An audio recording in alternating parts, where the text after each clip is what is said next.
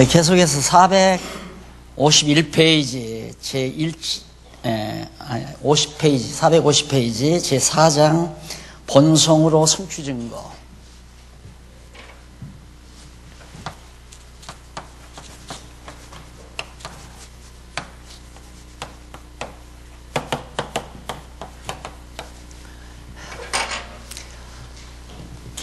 신학에서 예수님의 본성, 예수님의 속성에 대해서, 예수의 속성에 대해서 해결이 안 납니다. 그래서 예수의 속성을 인성과 신성 그렇게 정해놓고는 이제 갈등이 빚는 거죠. 그래가지고 예수의 속성은 참 인간이고 참 신이다. 그렇게 정리를 해놓은 거예요. 그래 놓으니까 그럼 어떻게 참 인간이 참 신이 되느냐. 그게 신비다. 이제 이런 식으로 돌리기도 하고, 아니면 참 인간 하면 우리와 다른 인간, 우리들과 속성이 다른 인간이다. 이렇게 또 얘기를 하기도 하고. 그러다 보니까 이제 예수에 대한 온갖 잡음들이 초대교회로부터 있어 왔습니다. 그래서 이제 문제가 발발하는데 성경을 보면 아주 간단해요. 예수님께서 본성으로 그리스도이심을 증거하는데 그 첫째가 아버지께로서 오신 예수, 요한복음 1장에서 11장까지입니다. 제1절.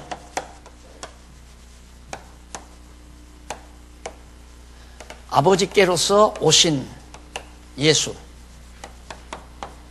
1장에서부터 11장까지. 요한복음입니다. 요한복음.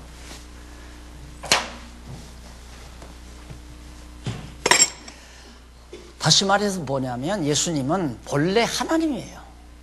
본래 근본 하나님이신데 계시를 위해서, 그 하나님께서 당신을 여호와로 계시하기 위해서 인간의 몸을 입고 세상에 보내신 겁니다. 인간의 몸을 입혀서. 그러니까 계시체로 오신 거죠. 그러니까 본성은 하나님이시고 계시하기 위해서 취하신 속성이 인성이에요. 그러니까 인성과 신성 대등하게 취급되는 게 아니라 인성은 잠시 필요에 의해서 계시를 위해서 잠시 취하셨던 것이고 본성은 하나님이시다. 아버지와 똑같은 하나님이시다. 신성뿐이시다. 그 얘기예요. 그래서 계시를 위해서 취하신 속성, 잠시 취하신 속성을 인성을 취하셨다. 왜? 인성을 취하지 않으면 인간 세계 속에 오셔서 우리와 소통할 수가 없으니까. 그래서 우리와 소통해서 하나님의 사랑을 확증시킬 뿐만 아니라 하나님 나라 증거도 하고 또 우리들의 정말 그 연약함도 친히 최율하시고 그러기 위해서 인간의 몸, 인성을 취하신 것이다. 그러니까 하나님의 신성은 영원한 속성이고 인성은 잠시 유한한 속성, 필요에 의해서 계시를 위해서 잠시 취했던 속성에 불과하다. 다시 말하면 내가 정말 대통령 아들이에요. 근데 내가 연기자로서 지망을 해서 연극을 하는데 그 연극을 위해서 잠시 거지가 되는 겁니다. 대통령 아들인데 내가 연극의 한 배역을 하기 위해서, 거지 배역을 하기 위해서 거지가 돼서 거지 역을 하는 거죠. 그와 마찬가지로 하나님의 아들 예수가 하나님이신데 그 하나님께서 우리에게 하나님의 사랑을 계시하기 위해서 또 여호와의 심을 계시하기 위해서 잠시 인간이 되신 것이다. 이해가 가시죠? 네, 그렇게 정리하시면 신학에서 뭐 인성과 신성 해놓고 복잡한 이론들이 다 사라져버리고 마는 거죠. 자, 그래서 이제 우선 아버지께로서 오셨는데 뭘로 오셨는가? 구속주로 오셨다. 1장에서 6장까지, 1장에서 5장까지. 그래서 구속주의 증거를 이제 보여주는데 1장에서 2장이 구속주의 증거를 보여줘요. 그래서 그 증거를 누가 하느냐? 세례 요한이 증거하죠. 세례 요한이. 세례 요한이 증거하는데 요한복음에서 세례 요한이 태초에 하나님의 말씀이 말씀이 육신이 되어 이 땅에 오셨다 하시면서 빛이 어둠 가운데 비치되 어둠이 깨닫지 못하더라 하면서 세례 요한이 예수님에 대해서 증거하는 내용. 그래서 구속주로 이 땅에 오셨음을 증거합니다. 그리고 빛으로 오셨다는 사실을 오신 예수님의 증거자인 요한이 증거하죠. 예수님은 빛이신데 빛으로 어두운 가운데 비쳤지만 어둠이 깨닫지 못하더라. 요한이 증거하죠. 참빛으로 오신 예수를 영접하는 자에 대한 증거, 말씀이 육신이 되어 오신 예수에 대한 요한의 증거 등등 나와요. 아주 간략하게 축소해서 말씀을 드렸습니다. 그 다음에 양쪽 가로 두 번째 보면 예수의 자기 증거, 예수님께서 자기를 증거해요. 빌립과 나다나엘에게 자기를 증거하는 내용이 나오고, 예수께서 가나 혼인집에서 표적을 행하죠. 그런데 거기 어제도 우리 호주에서 오신 목사님하고 얘기했지만은 여자애 나와 무슨 상관이 있나이까 그러잖아요. 혼인집에 포도주가 떨어졌어요. 그러니까 여자애 나와 어머니가 마리아가 예수님께 가서 이 집에 잔치집에 지금 포도주가 떨어졌다 그러니까 우리말 성경에는 그래, 여자여 나와 무슨 상관이 있나이까. 얼마나 싸늘한 대답이에요. 그래서 이걸 가지고 어떤 주석학자들은 예수님이 이제는 육성을 떼버리고 하나님 노릇을 하기 위한, 신성만을 보여주기 위한 출발점으로 마리아와 육성을 떼기 위한 그런 하나의 전략이다라고 그렇게 말하는 주석학자들도 있어요. 그게 아니고 그 여자여라는 말은 굉장히 존칭어입니다. 헬라어로 말하면 굉장히 존칭어를 사용하면서 아직 내 때가 되지 않았습니다 그 말이에요. 참 표적을 행하는 일이거든요. 물로 포도주를 만드는 행하는 일이니까. 그러니까 아직 내가 표적을 행할 때가 아직 좀 미치지 못했습니다. 어머니 양해해 주십시오. 그런 뜻이죠. 그러니까 어머니는 그 때가 되면 되겠구나 해가지고 가서 그 집 하인들에게 예수님께서 하라는 대로 해라. 그래서 물 항아리, 돌 항아리에다가 물 그득 부어놓잖아요. 그러니까 예수님 때가 딱 되니까 가서 물로 포도주를 만들어서 잔치를 해나가는, 그것이 바로 예수님께서 아버지께로서 오신 하나의 증표로 표적을 행하신 겁니다. 그래서 거기 이제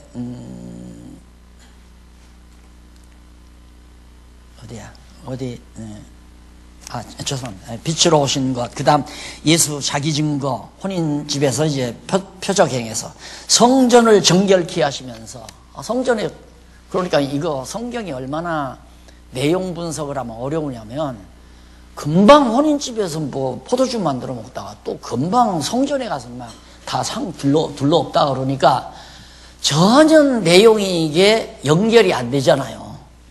이 말 했다가 저 말 했다가 행설수설. 그래서 문서설이 나오는 거예요. 성경은 이런 내용 저런 내용들을 수집해서 모아놓은 것이다. 그건 진리가 아니고 하나님 말씀도 아니다. 이렇게 나오는 이유가, 한번 여러분 생각해 보십시오. 금방 예수님하고 혼인집에 가서 포도주 만들어 먹다가 그거 딱 끝나고 나니까 금방 또 성전에 가서 막 사람들 책망하고 막 상 다 뒤엎어버리고 장사꾼들 다 이야단을 하니까 도저히 못 찾는 거죠. 그런데 여기서 그 의미를 딱 파악하게 되면, 아버지께로 오신 하나님이라는 사실을, 자기가 신성을 가지고 있다는 사실을 입증하기 위해서 포도주도 만들고, 그 다음 성전에 딱 나선 거예요. 성전이 하나님 아버지의 집 아닙니까? 가보니까 막 비둘기 장사 돈 바꾸는 사람 막 버저분하게 다 있으니까 가서 막 다 상 뒤엎어버렸습니다. 근데 구약에 예언이 됐어요. 성전에 대한 열심이 대단하다고, 메시아가 오면. 그러니까 예수님이 어떻게 우리가 그냥 보면 예수님 성격 참 고약하다, 그 사람들 불러 타일러서 이러지 말고 이게 다 걷어치워라 이렇게 말해도 되는데, 성길대로 막 다 상 다 뒤엎어버리고 소란을 피우고 성격 더럽다 이렇게 생각할 수도 있겠지만, 성경에 이미 예언이 돼. 열정이 대단하다 이거였어. 성전에 대한. 그래서 성전이 아버지의 집이듯이 내 아버지의 집을 어찌 장사터로 만드느냐, 내가 아들인데, 이 말이에요. 그래서 당신이 아버지께로 온 삶을 증거하는 내용입니다. 그 다음 이제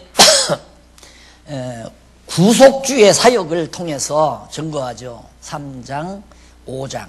하나님의 아들은 죄를 용서해 줄 수 있는 구속주 자격이 있어요. 그래서 영생을 얻게 하는 내용.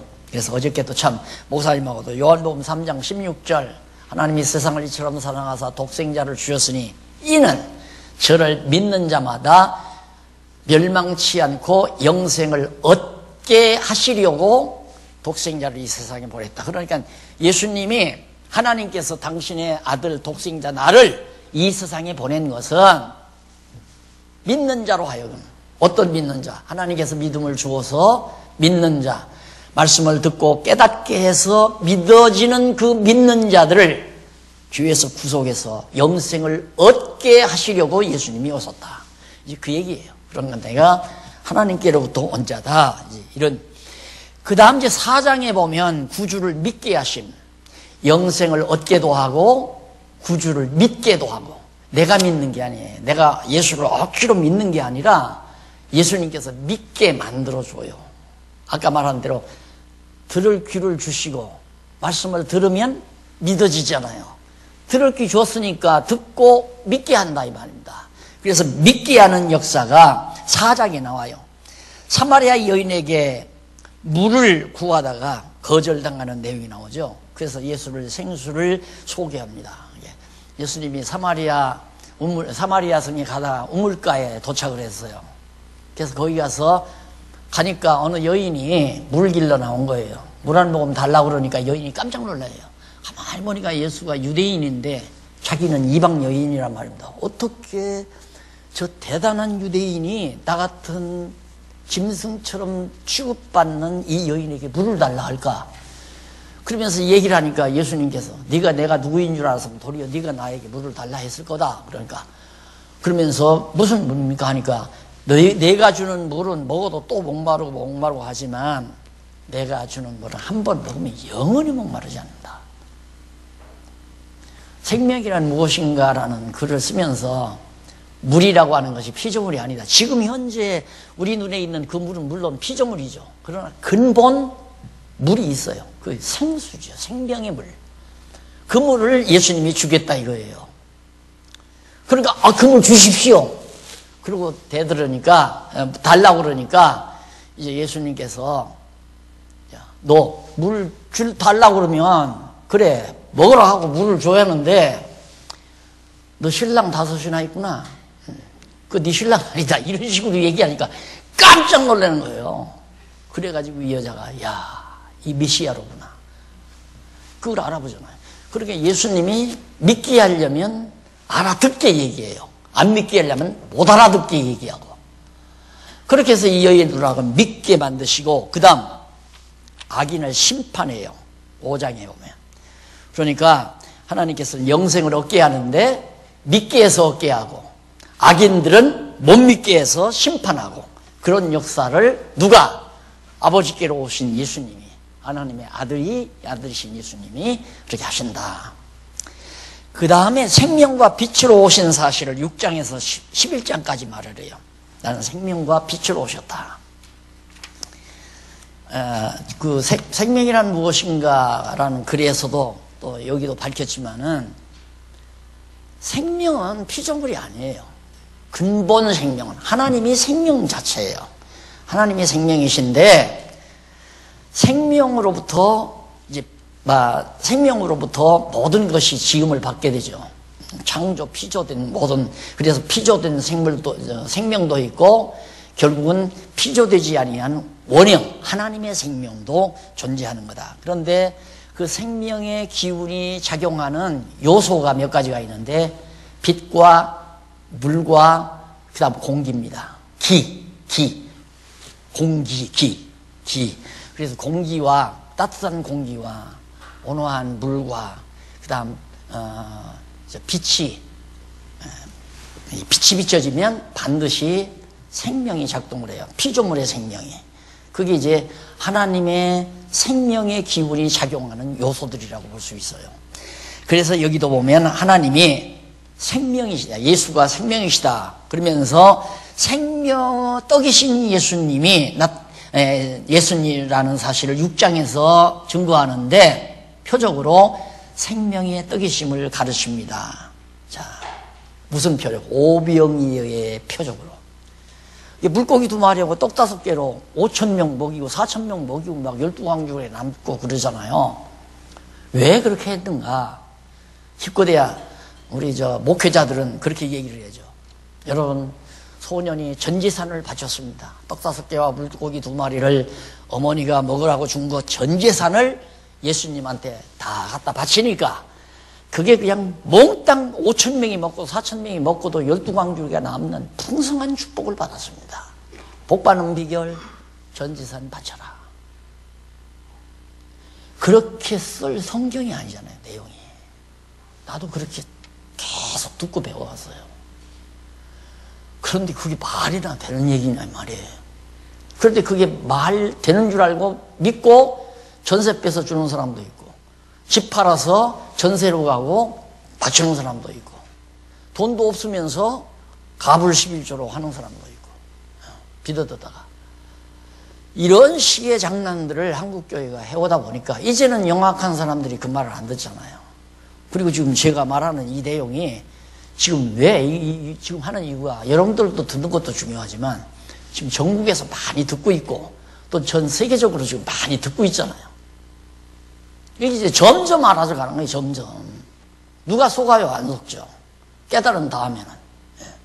그러니까 오병이어의 역사를 행하신 것은 당신이 생명의 떡이라는 사실을, 아버지께로 오신 생명의 떡이다, 나를 먹어야 산다, 하늘에서 내려오는 만나를 먹고 이스라엘 백성들이 광야에서 산 것처럼 하나님의 백성들은 하늘로서 내려오는 아버지께로서 온 생명의 떡이신 예수님을 먹어야 산다. 그래서 내 피를 먹고 내 살을 먹으라. 이 말이 떡 조각이 만들어서 뭐 한 조각씩 띄어서 입에다 넣고 포도주 마시고 그러는 얘기가 아니잖아요. 그런데 아직도 그 짓을 해야 되는 줄로 착각들을 한다 이 말입니다. 그래서 성찬식이라고 하는 게 예식으로 남아있잖아요, 이 개신교에. 이게 이제 문제란 말입니다. 의식을 남겨놨어요. 세례와 성찬 이 2가지 의식을 남겨놓다 보니까 의식을 갖추기 위해서 가운을 입어야 되고 장난들을 쳐야 한단 말입니다. 막 웅장하고 거룩하게 만들어서 이 떡은 예수의 살입니다, 죄 있는 사람은 먹어도 안 됩니다, 목 딱 깔고 하면 어지간한 영혼들은 벌벌벌벌 떠는 거죠. 내가 저걸 먹어야 하나. 어젯밤에도 어제 저녁에도 남편하고 한바탕 해댔는데 이러고도 내가 저 떡을 먹어야 하나. 이게 지금 대부분의 기독교 신자들이 가지는 생각 아니에요. 그러니까 엉망이라니까 지금. 그래서 어떻게든 이 성경대로 교회를 아름답게 좀 정리해 보려는 거. 알았으니까 나는.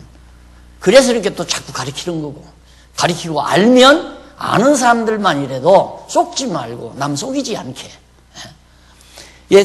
당신이 아버지께로서 온 생명의 하늘에, 만나가 하늘에서 내려오듯이 진짜 만나임을 알려주기 위해서 저런 표적, 그리고 빛으로 오셨고 또 오신 아들이심을, 당신이 아버지께로 오신 아들이라는 사실을 21절로 30절까지 밝히잖아요.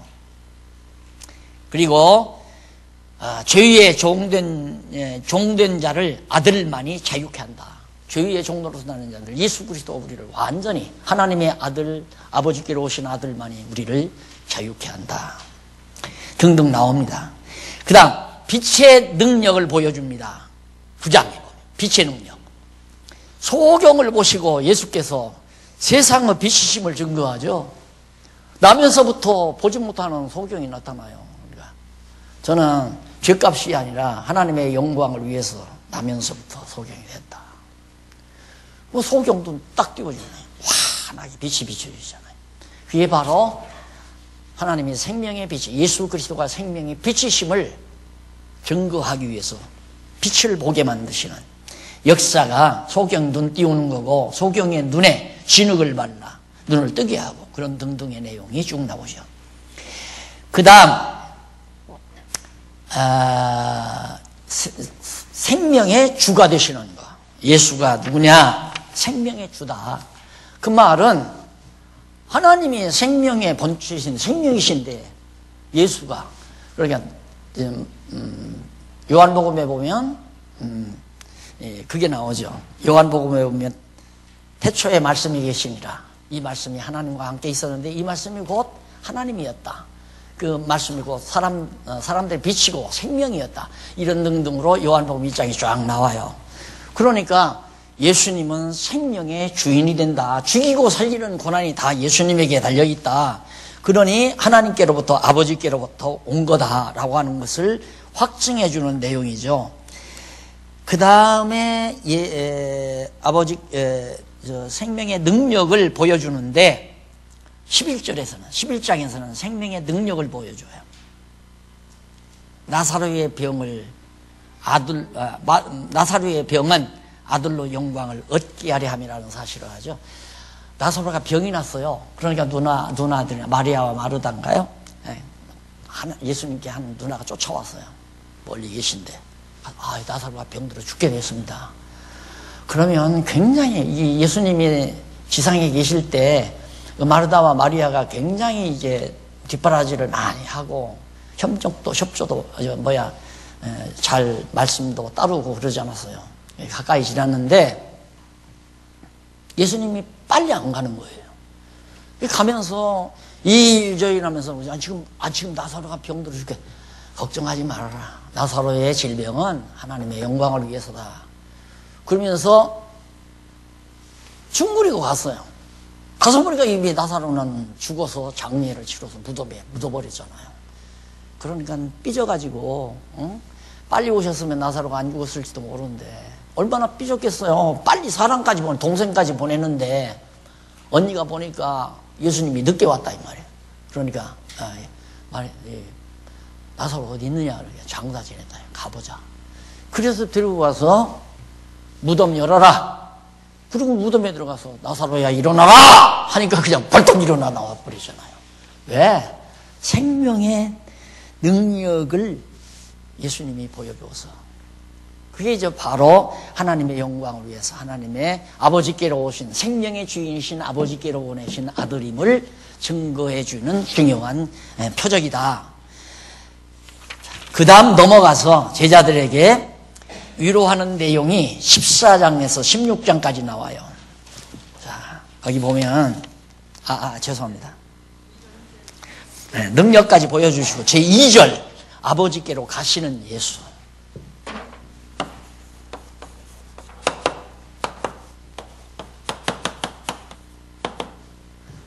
아버지께로서 오신 예수, 아버지께로 가시는 예수. 아버지께로부터 왔다가 아버지께로 가신다. 그러니까 본성이 뭐냐? 본성은 신성이에요. 본성은 예수님의 본성은 신성이신데 아까도 말했지만 우리에게 계시하기 위해서 잠시 유한적으로 인간의 속성인 육체를 입으신 거죠. 인간의 몸을 입으신 것뿐이에요. 그걸 놓고 어떻게 예수는 양성을 지녔다, 신성과 인성을 지녔다 이렇게 전제해 놓고 학생들을 가리키고 목사님 되실 분들을 가리켜 놓으니까 헷갈리는 거죠. 이게 인간이냐 신이냐. 이게 이제 참 초대교회 당시에 만약에 예수님을 신이라고만 해도 이단이고 인간이라고만 해도 이단이 돼요. 그럼 어떻게 해야 이단이 아닌가? 참 신이고 참 인간이다. 이래야 이단이 안 되는 거예요. 이게 말이 안 되는 건데 참 신이면 참 인간이 될 수가 없고 참 인간이면 참 신이 될 수가 없는 거예요. 인간과 신은 절대 다르니까 하나님은 절대자이시고 인간은 상대자 아니에요. 하나님은 창조주이시고 인간은 피조물이라고 합니다. 어떻게 창조주 하나님이 피조물 인간이 될 수 있느냐 이 말이에요. 말이 안 되는 얘기죠. 그러니까 이게 신학이 정리가 안 되는 거라니까. 자, 그런데 아버지께로 가시는 예수를 가시는 준비, 그게 바로 십자가에 못 박혀 죽으시는 걸 말하는 거예요. 죽고 12장부터 13장까지 보면 제자들에게 증거합니다. 뭐라고? 예고를 통해서 증거. 나 간다 이제. 갈 준비를 어떻게 하냐. 마리아가 값비싼 향유를 갖다가 놔두한 이 기름이 굉장히 비싼 거래요.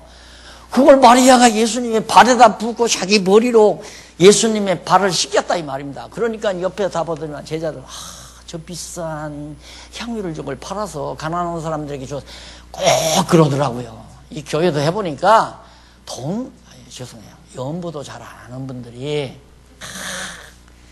불쌍한 사람들 도와야 한다 이거야. 구제 많이 해야 한다. 똑같이요 뭐. 그래 예수님이 야, 그 사람들은 너와 함께 했지만 이 여인이 이렇게 하는 것은 내가 갈 준비, 장례를 준비하는 거다 그 말이에요. 자, 그쯤만 나와도 야, 성경이 너무너무 논리적으로 잘 돼 있구나 짐작할 수 있잖아요. 이제 강론집을 보면 더 확실해요. 일일이 다 밝혀주니까. 강론집을 안 보고 성경만 읽어서 안다? 글쎄, 뭐 하나님이 지혜 주면 다 알 수 있겠죠. 안 돼요. 성경 보고서 그냥 알 수 있을 것 같으면 500년 역사 동안 벌써 종교개혁 이후 벌써 나왔죠. 안 돼요, 그게. 그러니까 결국은 뭐냐? 이 여인은 그 가정에서 그 나드한 이 향은 엄청난 값이 나가는 그런 보물인데 이걸 예수님께 아낌없이 바치지 않았느냐? 그러니 여러분들도 가장 소중한 걸 하나님께 바치라. 이 얘기밖에 더 하느냐 이 말이에요. 많이 들었잖아요, 우리들. 이런 얘기하면 막 열이 올라와요, 내가. 이게 열이.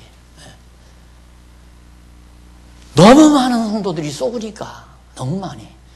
그 공부를 시키면 좀 공부라도 해야 하는데 공부는 또 하기 싫어해. 그럼 나는 성경만 읽어도 안다. 성경만 읽어서 알 것 같으면 과거 수백 년 동안 어떻게 그걸 못 찾아요. 그 진리를 왜 못 찾아요. 그래서 이 성경신학이라는 건 사람이 깨달은 게 아니다. 인간의 머리로 깨달은 게 아니라 보혜사 성령께서 선물로 우리에게 준 거다. 그 말이에요. 그래서 자꾸 이것이 박용기가 만들어낸 이론책인 줄 알고 나는 미워해도 성경신학은 미워하면 안 되죠. 성경신학은 이건 진짜 엄청난 보안데. 제자들에게 증거합니다. 가실 준비를. 그러면서 이제 아까 향유 사건이 나왔죠.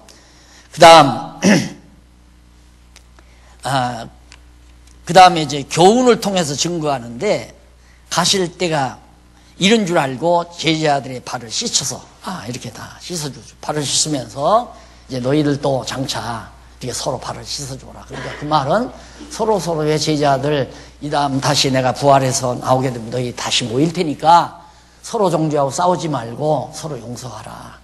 발을 씻으라는 말은 걸어다니다 보면 발이 제일 많이 더러워지잖아요. 그러니까 전체 샤워를 안 하더라도 유대인들로서는 반드시 집안에 들어갈 때는 발을 씻고 들어가게 돼 있어요. 그걸 갖다 해놓은 건데 어느 교단에서는 목사님이 교인들 하나하나 나오라고 그래서 일일이 세숫대에다 물 떠놓고 그 짓을 한대요. 물 떠놓고. 그러니 죄송합니다. 여집사님들이 얼마나 좋아하겠어요. 그게 무슨 교회입니까 그게. 그 장난들을 쳐서 그런 것이 마치 대단한 진리인 것처럼 떡조가리 만들고 하나 좀 나도 그거 했지만 안 하면 또 이단이라고 죽일까 봐서 했지만은 떡조가리 먹는다고 해서 생명의 떡 먹는 게 아니잖아요.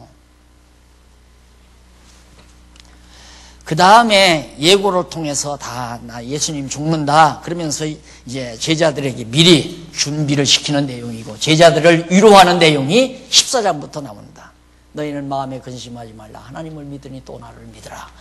나 간다고 해서 걱정하지 말라 그 말이에요. 예수님 이제 곧 아버지께로 갈 거니까. 그 다음 이제 약속을 통해서 위로를 합니다. 그 약속은 내가 가서 성령 보낸다 그 말이에요. 성령 보낼 테니까 걱정하지 마. 내가 너희와 함께 있는 것보다 가서 보혜사 성령을 보내는 게 낫다. 왜냐하면 내가 너희에게 땅의 일을 말하여도 알아듣지 못하는데 하늘 일을 말하는들 어떻게 알아듣겠느냐. 그러니까 내가 가서 내 영 성령을 너희에게 보내면 성령이 너희 안에서 너희들을 깨닫게 해가지고 그게 무슨 뜻인지를 알도록 보혜사 성령이 알게 하면 그때 내가 일컬었던 모든 내용을 너희가 알게 될 것이다. 그걸 깨닫고 너희들이 이제 증인이 된다는 얘기죠. 그렇게 되지 않았어요? 성령이 임하게 되니까 베드로 나 그 사람 예수 몰라요. 난 모른다고 3번이나 부인하던 베드로가 성령 받고 나서는 목숨 내걸고 사람 말 들으랴 하나님 말씀 들으랴 죽일 때면 죽여라. 나는 예수 부활했다고 전한다. 그때야 이제 깨달은 거죠. 정말 예수가 하나님의 아들 그리스도라는 사실을. 그걸 전부 예수님께서 제자들에게 약속을 해주고, 그리고 교훈을 통해서 위로를 해주고, 그게 15장 나와요. 그 다음 16장은 예고를 통해서 앞으로 이렇게 된다. 이제 악당들에게 내가 붙들려서 고난을 당하고 십자가에 못 박혀 죽는다. 3일 만에 다시 살아난다. 이런 등등의 예고를 통해서. 그러면서 이제 17장, 21장 가시는 과정, 어떻게 아버지께로 가시는가, 가시는 구체적인 과정을 설명하는 내용인데, 순환을 당합니다. 예수님이 붙들려서 뺨도 맞고 침도 맥히고 조롱도 당하고 그러면서 순환을 당하는 것이 19장까지 나오고, 그 전에 순환을 위해서 순환당하기 앞서 이제 기도를 하는 내용이 겟세마네 동산에서 기도하다가 내려오다가 이제 악당들에게 붙들리는 내용이 18장에 나오고요. 그래서 붙잡혀서 많은 곤욕을 치르죠. 그리고 나서 죽으시고 장사되는 내용이 19장에 나와요. 예수님 십자가에 운명하시고 이렇게 해서 이제 아버지께로 가시는 거죠. 이게 바로 아버지께로 오실 때 마리아의 몸을 통해서 얻어 입은 육신의 몸을, 그걸 벗어버리고 아버지께로 가시는 과정이에요. 잠시 땅에 머무는 동안 입었던 거니까 아버지께로 가실 때는 벗어버려야 되잖아요. 입을 때는 마리아의 몸을 통해서 성령으로 잉태해서 육신을 입으셨지만, 이제 육신을 입고 당신 하실 일을 다 했어요? 했으면 아버지께로 가야 되잖아요. 가려니까 육신 벗어버려야 되잖아요. 그 육신을 벗겨주는 역할을 누가 했느냐면, 듣고도 깨닫지 못한 바리새인과 서기관들, 유대인들이 그 주모자가 된 거예요. 로마 병정들을 통해서 예수를 십자가에 못 박게 해가지고 그 육신을 무덤에다 장사 지냈잖아요. 그런데 썩을 몸으로 심고 썩지 아니할 신령한 몸으로 예수님이 3일 만에 부활하신 거죠. 그렇게 해서 순환당하시고 죽으시고 장사됐는데, 부활하여 증거하는 내용이 20장에서 21장, 부활했다는 걸 확실히 보여줘야 되잖아요. 그래서 20장 1절로부터 그 이하 18장까지 보면은, 18절까지 3일 후에 부활하시는 사실, 부활한 증거를 21장 14절까지 예수께서 제자들에게 나타나죠. 예, 부활했다. 거리 상관없어요. 거리 상관없이 그냥 금방 갈릴리에 나타났다. 금방 제자들이 모여있는 방 안에 문도 닫아 그러는데 나타나고. 어제도 우리 목사님하고 그런 얘기 했지만, 아니 갈릴리 바다에서 제자들이 잡아온 고기를 구워서 같이 먹었어요. 그러면 예수님이 식사를 했는데, 고기를 잡섰는데, 예수님 부활한 예수님이 화장실 가셨을까 안 가셨을까, 이게 연구원들 모였을 때 내가 과제로 낸 거예요. 이거 연구해 와라. 그걸 내고서 대답을 얻기에 연구해봐 하고 나는 잠을 자는데, 새벽 2시나 됐는데 쫓아와서 문을 두드리는 거예요. 목사님 괴로워 못 살겠습니다. 이것 좀 알려주십시오. 이거 어떻게 들어가요? 천국에 정말 화장실이 있습니까 없습니까? 안 돼. 2달 후에 만나자. 2달 후에. 그 2달에 한 번씩 모였거든요. 그렇게 다 공부를 했댔어요 그 당시에. 그러니까 예수님, 아니, 그리고 또 뿐만 아니에요. 도마에게, 이거 봐라. 여기 못자국 있지 않느냐. 봐라, 여기 창자국 있다. 그래서 내가 또 나중에는, 자, 천국에는 다리병신도 있고, 팔병신도 있고, 전쟁터에 가서 다리 부러졌으면 부활할 때 다리 베기신으로 나올 거 아니냐. 어떻게 된 거냐? 그것도 죽을 맛이죠. 대답을 못 하는 거예요. 할 수가 없죠. 그걸 어떻게 해결을 해요? 그게 바로 뭐냐. 하나님께서 확인시켜주기, 부활했다고 하는 사실을 확인시켜주기 위한 표적으로 보여준 거예요. 봐라, 나 옆구리 창 받았지? 봐라, 여기 창자국 있지 않느냐. 아니, 지금 천국 보좌, 하나님 보좌 우편에 앉아 계신 분이 여기 옆구리 창자국이 그냥 있고 손에 못자국이 그냥 있다면, 이미 그건 신령한 몸이기 때문에 창자국과 이 창자국하고 못자국하고는 아무 관계 없어요. 다만 믿지 못하는 도마에게 믿게 하기 위해서 증표로 보여준 것뿐이지. 그러니까 아무리 전쟁하다가 다리 부러져서 죽었다 하더라도 예수 잘 믿고 부활할 때는 건전한 그리스도의 몸의 지체로서, 예? 여러분, 그리고 코납작했다고 천국 가서도 코납작을 걱정할 거 하나도 없어요. 거기는 그 코가 아니라 이 양반 코니까 제일 잘생긴 코로 사는 거예요. 그 정도만 알아들으면 되잖아요. 예. 자, 이렇게 해서 마지막 분부와 결말이 이제 딱 21장에 나오는데, 자, 여기서 제가 고민이 그때 생겼습니다. 이게 아버지께로 가시는데 아직 지상에 있고 가시는 내용이 없는, 승천 장면이 없는 거예요. 그것 때문에 제가 매주간을 고민을 했습니다. 한동안. 글을 더 못 써나가고. 내가 이거 성경을 잘못 봤나. 아버지께로 가신다고 분명히 했는데 승천 장면이 요한복음에 나와 있는데 안 나오더라 이 말이에요. 그게 고민을 하고, 그때는 제가 이제 걸어 다닐 때거든요. 혈압이 좀 있다고 그래서 걸으라고 그래서 이제 도보로 걸어서 다닐 때인데 한 40분 걸어야 되죠. 집에서 오려면. 오다가 징검다리를 딱 건너는데 예수님 승천 장면이 사도행전 초대에 나오는데 쇠사슬 올라가지고 그러면 그렇지. 그때 그 또 기쁨 말할 수 없었죠. 그래서 사도행전 11장까지가 나와야 돼요. 여기는. 행 1장 11절까지 행. 요한복음 12장에서부터 사도행전 1장 11절까지.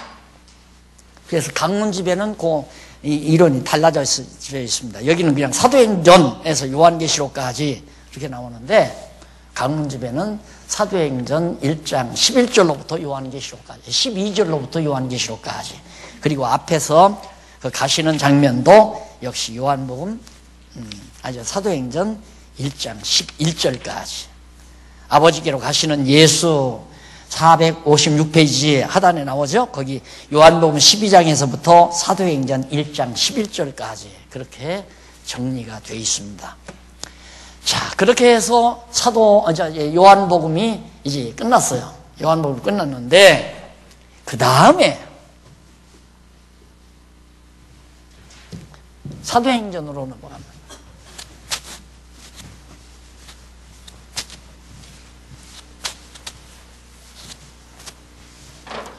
사도행전은 제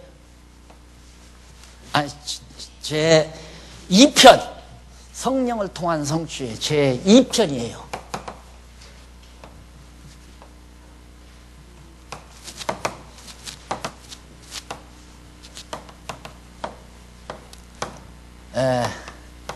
행 1장 12절로부터 계시록까지. 이게 왜 중요하냐면, 이제부터는 나머지 사도행전 1장 12절로부터 요한계시록까지 핵심이 뭐냐? 성령께서 바로 예수가 그리스도라는 사실을, 성령을 통하여, 예수님께서 성령을 통하여 예수가 그리스도라는 사실을 증거해서 구약의 언약을 성취한 내용이다 이 말이에요. 이게 구약, 여호와께서 메시아 보낸다고 언약했잖아요. 언약했는데 앞에 사복음서는 예수님께서 스스로 그리스도라고 증거한 거고, 이제 사도행전 여기서부터 계시록까지는 성령을 통해서 예수가 그리스도임을 증거하는 내용이에요. 이 핵심을 놓치면 안 돼요. 그래서 이 범주 안에 있는 모든 성경의 가장 중요한 주제는 성령께서 하신 일이다. 어느 누가, 베드로가 한 것도 아니고, 바울이 한 것도 아니고, 가룟 유다가 한 것도 아니고, 유다가 한 것도 아니고, 게바가 한 것도 아니고, 모두가 다 성령께서 예수가 그리스도하고 증거하는 내용이다. 이걸 꼭 흔들리면 안 돼요. 이게 흔들리면 이제 논리가 무너져 버린다 이 말입니다. 그러면 어떤 과정을 통해서 제1장 나와요. 제1장. 이 편에 속한 거죠. 제1장, 교회의 설립으로 증거.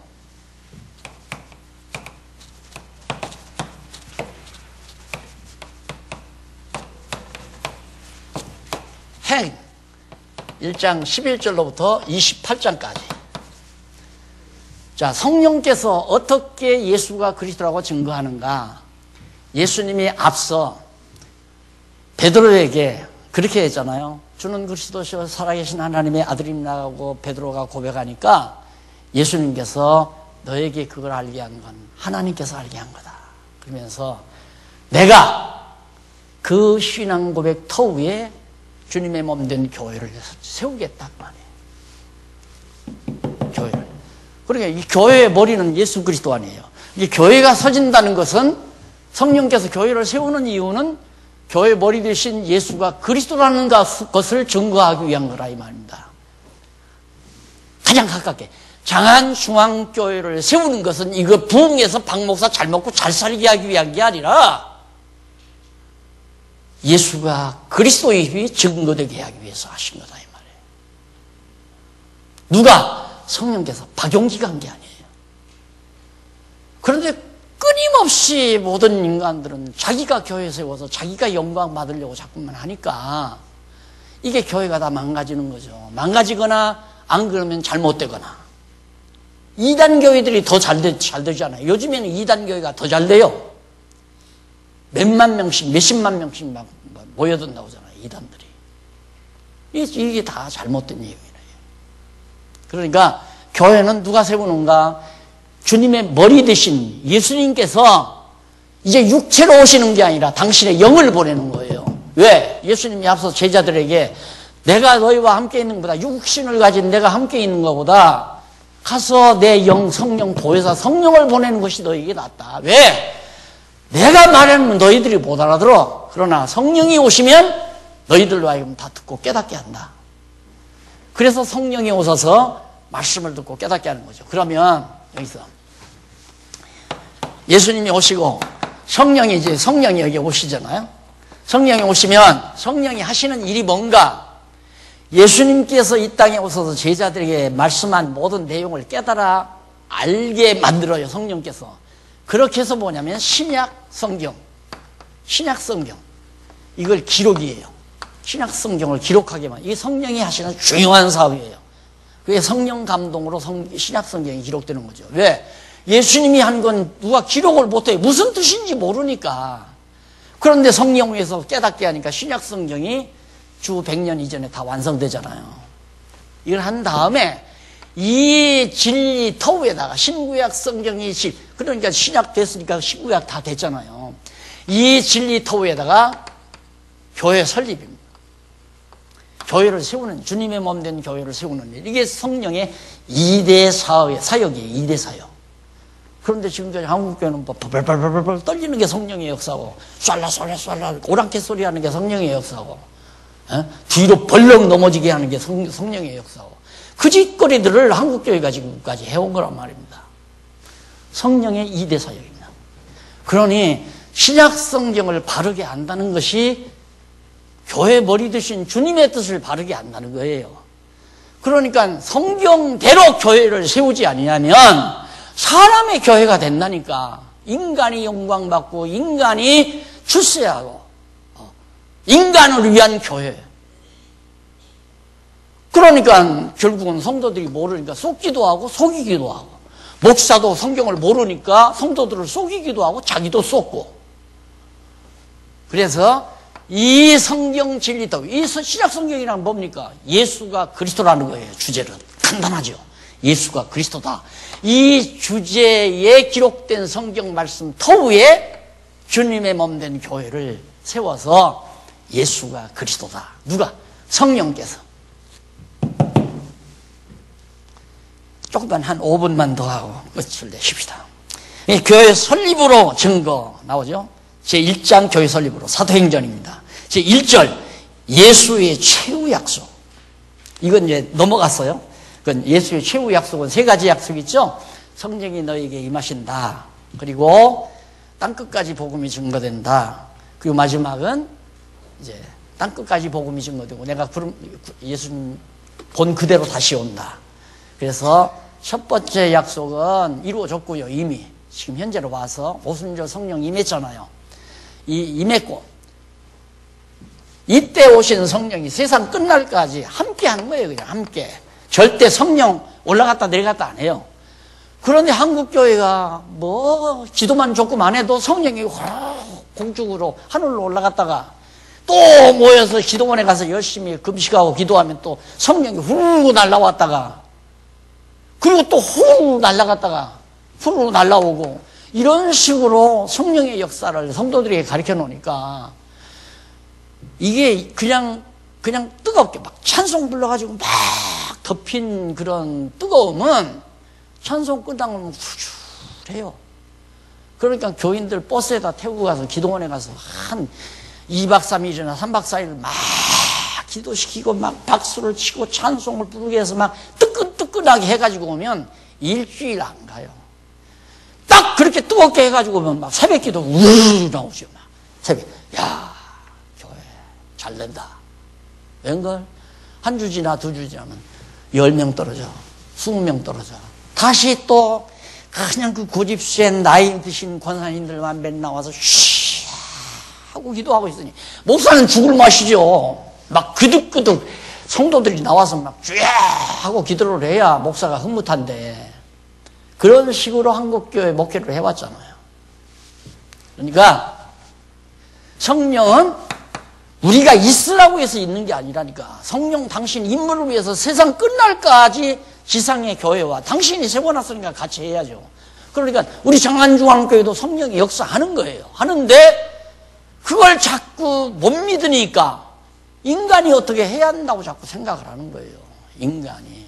성령이 맡기면 되는데 성령께서 각자에게 주신 은사 따라서 충성하고 싶은 사람, 봉사하고 싶은 사람, 선교하고 싶은 사람, 정말 구제하고 싶은 사람, 봉사하고 각자 마음속에 오는 성령의 감동 따라 오는 대로 살아가도록 가만 놔두면 교회 조용하게 잘 돼가요. 우리 해봤잖아. 그 잘 되게 돼 있어요. 건들지 않으면. 그런데 남 자꾸 건드니까, 남 하는 일 건드니까, 나 하는 일 왜 안 하고 네 하는 일만 하냐 이렇게 나오니까. 그래서 성경은 각자 자기 일을 하고 남의 일을 할 수 있으면 돌봐주는 거, 돌봐주는 거. 이게 남의 일 간섭하지 말라 이 말이에요, 성경은. 이게 성경대로만 하면 성령이 해가시는 일대로 잘 돼가는데 인간의 욕심이 가미되면 교회는 시끄럽고, 왜? 이권 다툼이니까. 네가 헤게모니 잡을래? 내가 잡을래? 네가 돈 많이 가져갈래? 내가 돈 많이 가져갈래? 이것 때문에 자꾸 싸움하는 거 아니에요. 너 내 지배를 받을래? 내가 네 지배를 받을까?